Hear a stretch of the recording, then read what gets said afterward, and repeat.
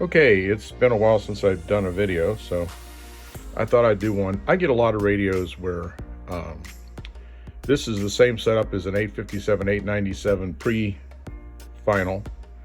It's also the pre-final on a 991A, which is what this is out of. And what we have here is these two power FETs, which are constitute the pre-final. Both the HF and UHF, VHF go through these. It splits, one goes to HF, and then the other path is through the UHF, VHF up to the UHF, VHF final, which is located on the back side of the board here. I'm going to turn this over in just a second and show you what I'm talking about. But we have this guy right here, which is blown. This one's okay, this one's blown, but we're going to replace both because when this is blown and not working, it puts an extra strain on the other one. So it's so much work. The parts aren't that expensive, so we're going to go ahead and replace both of them. So, okay, so this is the back side of the board. That's the final. There's a pair of FETs that are mounted in the same package. So that's a dual FET final. And this is the heat sink for the two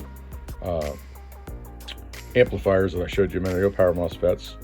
So the deal on getting these out, and this is why I'm actually running this video for any of the DIYers out there, some of the tricks that I've learned on doing this. So what I've seen on several occasions where somebody attempted to make this repair on an 857 and basically ruined the board. So I've got a little trick here that I use that, as always, requires equipment, but don't have a choice. If you're going to do these kinds of repairs, you got to have the right stuff. So the trick is going to be that what I'm going to do is I'm actually going to heat this heat sink.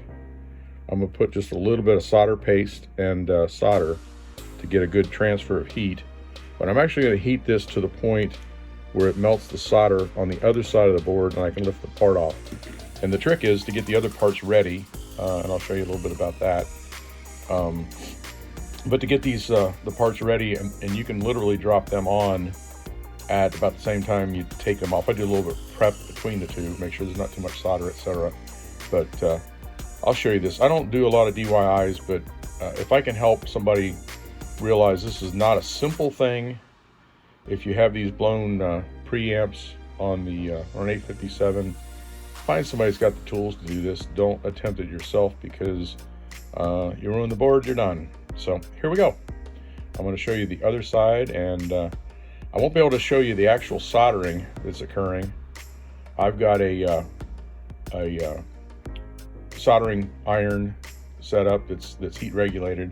I'm going to put it at 800 degrees, which is really, really hot, but I need a lot of heat transfer through this. So at 800 degrees, it gets the job done without cooking the board, because you want to get in and get out pretty quick. Anyway, here we go. Okay, something I'll show you that I did a few years ago when I really started getting into carrying a lot of parts. This is actually my Yaesu parts department. It's a 3-ring binder and baseball card holders. So what I have in here is the parts organized, with the exception of a couple that I dropped in here recently that I haven't booked. I have the baseball card holder, and here are all the parts, small parts that I have in stock. And what we're looking for here, obviously, is the power MOSFET. But just to show you how, in this day and age, you can have a parts department in a 3-ring binder.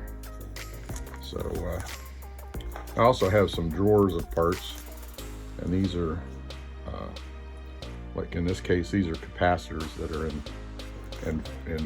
inductors. I've just got a lot of those, so more than I could fit in the pages. But again, these are just regular old baseball card collection holders.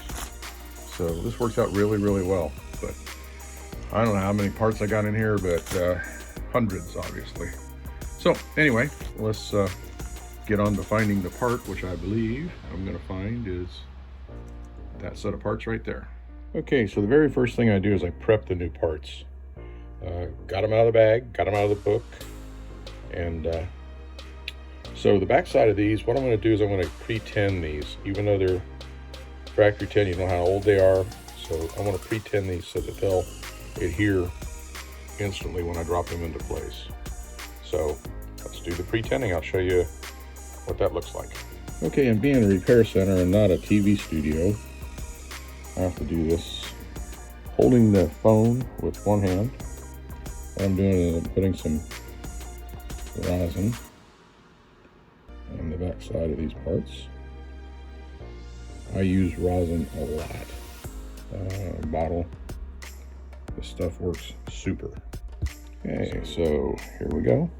I got just a little bit of solder on a wide blade here. We're just gonna tap this very, very lightly.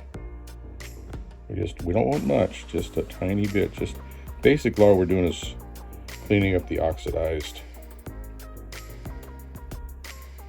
part of the factory tinning.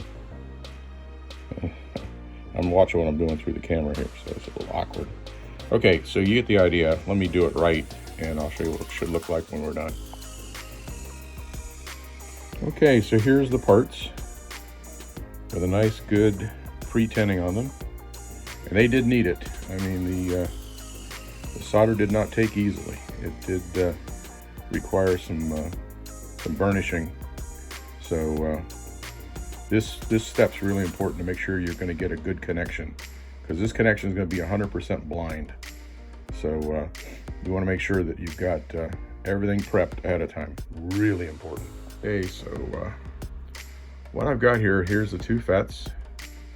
The old one's still mounted. You can actually see that this one looks like it got really hot. The solder is kind of icky and just not good. So we're this one. So this one right here looks fine. So this one obviously got overheated or something before it went south. So anyway, we're going to get this out of here. And what I do, another important step, is I pre-stage these.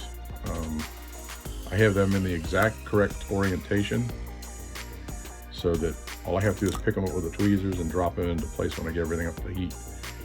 And we'll be doing that next. Okay, soldering iron is on 800 degrees, and here. So one thing to mention that I skipped over, I shouldn't, and that is I'm going to put a liberal dose of flux on both of these parts. These are the old parts still. So here we go. Again, attempting to do this one-handed.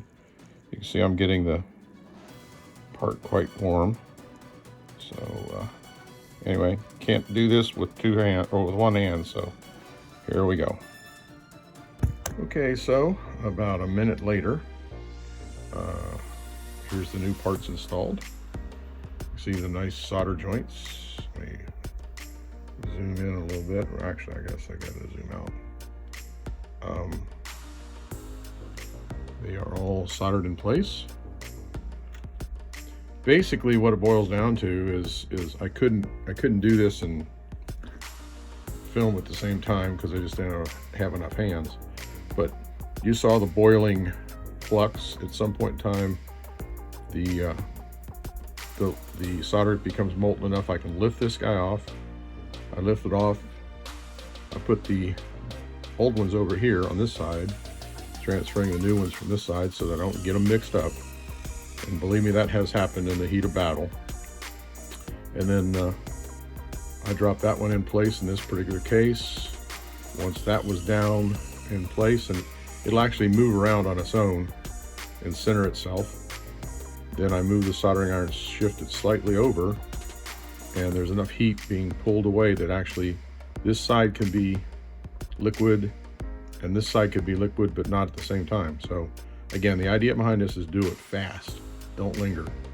So I then dropped this one in, and it did the same thing, and since it was pre-tinned, it just sort of immediately just snatched itself right in there. So what I'm going to do next, I'm going to take an ohm meter and check and everything, make sure everything's okay, nothing's shorted, because again, all those solder joints you saw on the back side, they're all hidden. You can't see any of them. So you have to go by reading resistance just to make sure that there wasn't too much solder under there that pooled and caused a short. So we're going to do a voltmeter check here, ohm meter check real quick, make sure that we're good. But based on how they went and how quickly they went, I don't think there's going to be any issue. Okay, one other thing. When I'm all finished, I need to clean up all of the residual off the heat sink. One other thing while I'm here, I guess the question would come up: why don't you just use a heat gun or a hot air reflow station, which I have?